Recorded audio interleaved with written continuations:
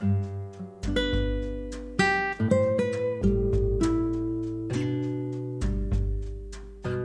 दोस्तों, आपका स्वागत है हमारे शो के एक नए एपिसोड में। और मैं हूं आपकी होस्ट और दोस्त मयूराक्षी। तो आज हम लोग बात करेंगे एक बुक के बारे में, व्हेन पैनिक अटैक्स। क्योंकि हम सबकी ज़िंदगी में कभी ना कभी पैनिक अटैक्स का हम शिकार होते हैं। और सिर्फ पैनिक अटैक्स नहीं, आज के इस भागदौड़ की ज़िंदगी में कभी हम लोगों को डिप्रेशन के शिकार हो सकते हैं, एंग्जाइटी के शिकार हो सकते हैं।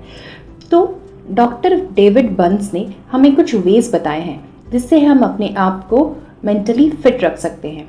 कि जितना हमें हमारे हेल्थ का ध्यान रखना पड़ता है, उतना ही हमारे माइंड का भी ध्यान रखने की बहुत ज़रूरत होती है। तो इस वीडियो में आप सुनेंगे किस चीज़ों से हमें पैनिक अटैक हो सकते हैं और हम उन चीज़ों को कैसे कंट्रोल कर सकते हैं। इस वीडियो के 2 पार्ट्स होंगे। सेकेंड पार्ट में हम कुछ टेक्निक्स के बारे में डिस्कस करेंगे और फर्स्ट पार्ट में हम कुछ टेक्निक्स के बारे में डिस्कस करेंगे। उसके साथ साथ हम ये भी डिस्कस करेंगे कि हमारा जो डिपेंडेंसी है पिल्स के ऊपर, आप किसी भी डॉक्टर के पास जाइएगा, सबसे पहले आपको मेडिसिन दिया जाता है। तो क्या वो सही है? क्या हमें वो लेना चाहिए? ये आप पर है, आप क्या करना चाहते हो। बट हम डॉक्टर डेविड बंस के आइडियाज़ के बारे में डिस्कस करेंगे और उसके बारे में जानेंगे। तो अगर आपको उसके साथ साथ एक बोनस टिप भी रहेगा। तो अगर आपको ये सब सुनना है तो आपको पूरा सुनना पड़ेगा। So let's start. ऑथर इस बुक के ज़रिए हम लोगों को एक नई ज़िंदगी देना चाहते हैं। वो चाहते हैं कि हम लोग हर सुबह उठे और एक ऐसा दिन बिताए जहाँ पे हमें कोई डर ना हो, जहाँ पे हमें कोई दुख ना हो, और हम दिन के बाद अपने आप को बोल सके कि आज का दिन बहुत अच्छा था और हम जिंदा रहकर बहुत खुश हैं। तो उसके लिए ऑथर हमें कुछ पैनिक अटैक्स के बारे में बताते हैं, उसके सिम्टम्स के बारे में बताते हैं, और वो बोलते हैं कि इन चीज़ों के बारे में आप सोचिए और सोच के बताइए कि इसमें से कौन सा आपका सिम्टम है। उसमें से एक है क्रॉनिक वरी। छोटा सा कुछ हुआ नहीं और हम डर जाते हैं। आज मुझे एग्ज़ाम्स है, उसके लिए हम डर गए। आज हमें कुछ रिपोर्ट सबमिट करना है, उसके लिए हम डर गए। हर चीज़ में हम डरते रहते हैं। उसी के आसपास होता है फियर एंड फोबियाज़। जैसे किसी को हाइट से डर लगता है तो किसी को निडल से। ऐसे हमारे ज़िंदगी में 1000 डर होते हैं, 1000 फोबिया होता है। या फिर मान लो पब्लिक स्पीकिंग से, या फिर आपको किसी भी के लोगों के सामने जाने से डर लगता है, किसी लड़के को लड़कियों से बात करने का डर लगता है, जिसे हम शाइनेस भी कह सकते हैं। या फिर बहुत लोगों को पैनिक अटैक्स भी होते हैं। मतलब अचानक से आपको लग रहा है कि आपको चक्कर आ रहे हैं, आपके सामने ब्लैकआउट हो जाता है, और ये अचानक मानो लाइटनिंग की तरह आता है आपकी ज़िंदगी में, और फिर कुछ देर बाद वो चला जाता है। तो कुछ लोगों का हेल्थ को लेकर वॉरी होता है, कुछ लोगों का कुछ स्ट्रेस की वजह से डिसऑर्डर होता है, या फिर कुछ लोगों को अपने अपीयरेंस को लेकर बहुत ज़्यादा कंसर्न होता है, या फिर ऑब्सेशन या फिर कंपल्शन। मान लीजिए बहुत लोग सुपरस्टिशियस होते हैं और उनको लगता है अगर वो चीज़ वो फॉलो नहीं करेंगे तो उनके घर में कुछ गलत हो जाएगा। जैसे हमारे देश में बहुत ज़्यादा माना जाता है कि अगर काली बिल्ली आपका रास्ता काट गई तो आपके साथ कुछ ना कुछ अपशगुन ज़रूर होगा। बहुत लोग बहुत बार इसे टेस्टिफाई करने की भी कोशिश नहीं करते और अपनी कार को रोक देते हैं। तो यही सारे डर को हम कैसे भगा सकते हैं, उसके बारे में हम इन डिटेल में बात करेंगे। इसके लिए ऑथर हमें 4 मॉडल बोलते हैं: cognitive model, exposure model, biological model and hidden emotion model.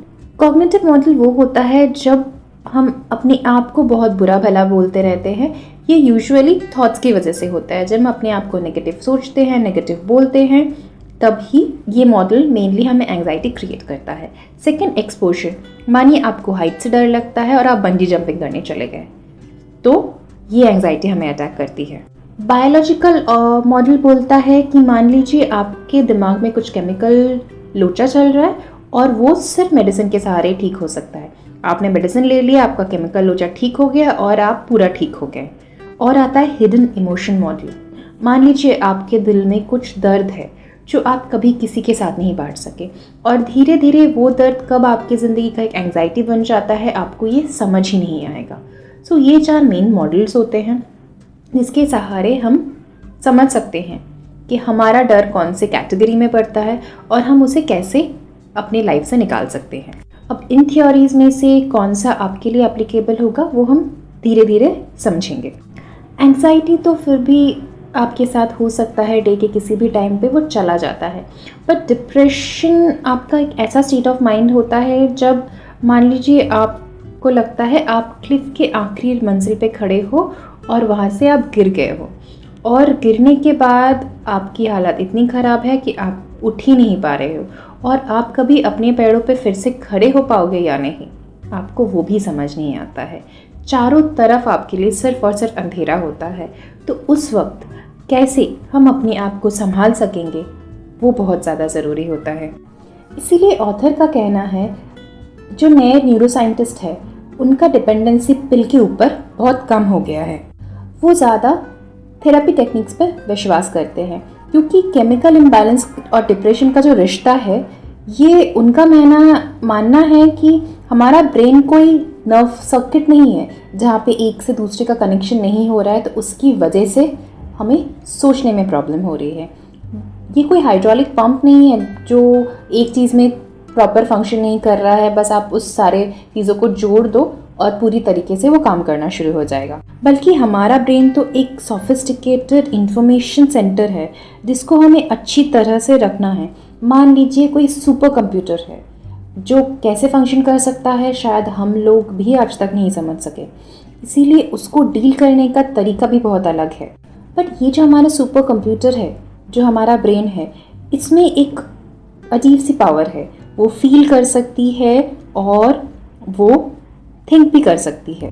और सबसे बड़ी बात, कंप्यूटर खुद ब खुद अपने आप को डेवलप नहीं कर सकता, बट हमारे ब्रेन में हर रोज़ नए ब्रेन सेल्स डेवलप हो सकते हैं, जिसकी वजह से हम हर रोज़ एक नए इंसान बनते हैं। मतलब आप जब कल नींद से उठोगे तो आप में कुछ ना कुछ थोड़ा बहुत बदलाव तो ज़रूर होगा उस नए ब्रेन सेल की वजह से। तो इसीलिए ऑथर कहते हैं, सबसे पहले खुद को समझने के लिए आपको एक डेली मूड लॉग्स मेंटेन करना चाहिए, ताकि आपको ये समझ में आए कि किस वजह से आपको एंजाइटी या फिर डिप्रेशन होती है। डेली मूड लॉग्स में आपको जो इवन से सबसे ज़्यादा परेशानी होती है उसको लिखना चाहिए। फिर तब आप क्या फील करते हो उसके बारे में लिखना चाहिए, और उसके साथ साथ आपका उस इमोशन से जुड़ा हुआ क्या नेगेटिव थॉट्स आता है उसको लिखना चाहिए। उसके साथ साथ आप कौन सा डिस्टॉर्शन फील करते हो, डिस्टॉर्शन क्या है वो मैं आपको बाद में बताती हूँ, और उसके साथ उस नेगेटिव थॉट को आप कौन से पॉजिटिव थॉट के साथ चेंज कर सकते हो उसके बारे में बताते हैं। डिस्टॉर्शन का मतलब बहुत बार हमारा माइंड फिल्टर कर लेता है। मान लीजिए सिर्फ हमें नेगेटिव चीज़ें ही देखती है और पॉजिटिव चीज़ें हम बिल्कुल एनालाइज नहीं करते हैं, या फिर हम लोग सोच लेते हैं ये हुआ मतलब वही होगा। मान लीजिए आप फॉर्चून टेलिंग या फिर माइंड रीडिंग करते हैं, या फिर हमको लगता है हम लोग एक बिजनेस में फेल हो गए तो हम लोग लाइफ में कुछ और नहीं कर पाएंगे। जैसे कोई बच्चा अगर टॉप नहीं कर पाया और जो परफॉर्मर है, फिर उसको ये लगता है कि अगर वो टॉप नहीं कर पाया तो वो ज़िंदगी में कभी कुछ नहीं कर सकता। बट हम सबको ये पता है, शायद हम में से बहुत लोग हैं जो बैक बेंचर्स थे, अपनी लाइफ में अच्छा नहीं करते थे, टॉपर्स नहीं थे, बट स्टिल सब लोग कुछ ना कुछ अच्छा कर रहे हैं। या फिर हमारे पास बहुत बड़े बड़े एग्जाम्पल्स भी हैं, बिल गेट्स है, संदीप माहेश्वरी है, बहुत सारे लोग हैं जिन्होंने अपनी लाइफ में एक्स्ट्रा ऑर्डिनरी बहुत कुछ किया है, और शायद वो लोग हमेशा स्कूल टॉपर नहीं थे। सो इस डेली मूड के सहारे हमें अपने पॉजिटिव थॉट्स को भी सोचना पड़ेगा। पॉजिटिव थॉट वो होना चाहिए जो हमारे नेगेटिव थॉट को न्यूट्रलाइज कर सके, और जो हमारे नेगेटिव थॉट को अच्छी तरह से अपने दिमाग को समझा सके कि ये एक्चुअली में सच है। इस चीज़ को मैं आपको एक एग्जाम्पल के साथ समझाती हूँ। मान लीजिए आप ये मानते हो कि अगर सब लोग आपसे प्यार नहीं करेंगे तो आपकी लाइफ बिल्कुल फ्रूटफुल नहीं है, और आपका जो सबसे अच्छा दोस्त है वो आपसे उतना ज़्यादा प्यार नहीं करता है, या फिर उसका कोई और बेस्ट फ्रेंड बन गया है। तो ये चीज़ आपको इनसिक्योर कर रही है, आपको बहुत ज़्यादा दर्द दे रही है। आपको ये लग रहा है कि आपसे कोई प्यार नहीं करता, और आपके दिमाग में ये नेगेटिव थॉट आ रहा है कि आप में शायद कोई कमी है, इसीलिए आपका बेस्ट फ्रेंड आपको छोड़कर किसी और के पास जा रहा है। तो यहाँ पे हम जो डिस्टॉर्शन फील करते हैं, एक है माइंड रीडिंग, जैसे हम लोग खुद को ही डाउनग्रेड करके और इमेजिन कर लेते हैं कि हम में कमियां हैं, या फिर हम अपने आप को ये बोलते रहते हैं कि किसी और को भी हम पसंद नहीं आएंगे। ऐसा नहीं है कि अगर आपके बेस्ट फ्रेंड को अभी आपकी कंपनी अच्छी नहीं लग रही है तो आपको कोई और बेस्ट फ्रेंड नहीं मिल सकता, बट तब हमारा माइंड ये सारी चीज़ें देखना बिल्कुल बंद कर देता है। तो उस वक्त जो हम अपने आप को एक पॉजिटिव थॉट दे सकते हैं, हम अपनी लाइफ में एनालाइज करके देख सकते हैं कि हमारे बेस्ट फ्रेंड को छोड़कर हमारे लाइफ में और कौन इंपॉर्टेंट फ्रेंड्स हैं, वो हमें कितना पसंद करते हैं और क्यों पसंद करते हैं। तो उससे हम अपने आप को समझ पाएंगे कि एक्चुअली में हम में कोई अच्छाई है। इसीलिए अगर हमारा बेस्ट फ्रेंड हमें इग्नोर भी कर रहा है, बट हमारे बाकी दोस्त हमें आज भी उतना ही प्यार करते हैं। तो आप भी ऐसे कुछ टेक्निक्स ट्राई कीजिए और देखिए आपके डेली मूड लॉग्स के साथ आप कैसे आगे बढ़ सकते हो। और फिर हम अगले एपिसोड में और भी बहुत सारे टेक्निक्स आपके साथ शेयर करेंगे, जिसके साथ आप खुद को अच्छी तरह से समझ पाओगे और एटलीस्ट अपनी और अपने आसपास के लोगों की बेसिक काउंसलिंग तो आप कर पाओ। और फिर तो हमारे साथ थेरेपिस्ट भी है, बट मुझे एक चीज़ लगता है कि हमें मेंटल हेल्थ को सीरियसली लेना चाहिए। और जो बोनस टिप की मैंने प्रॉमिस की थी कि मैं खुद भी एक बार मेंटल डिप्रेशन से गुजर रही थी और तब मेरे फ्रेंड्स ने, मेरी फैमिली ने मुझे बहुत सपोर्ट किया और मैंने भी यही डेली मूड लॉक यूज़ किया। मैं हर रोज़ सुबह उठती थी, बैठती थी, जिस इमोशन से मुझे सबसे ज़्यादा डिस्टर्बेंस होता था उस चीज़ को लिखती थी और फिर धीरे धीरे एनालाइज करती थी कि सबसे बुरा मेरे साथ क्या हो सकता है अगर वो हो गया तो, और सबसे अच्छा क्या हो सकता है अगर वो हो गया तो।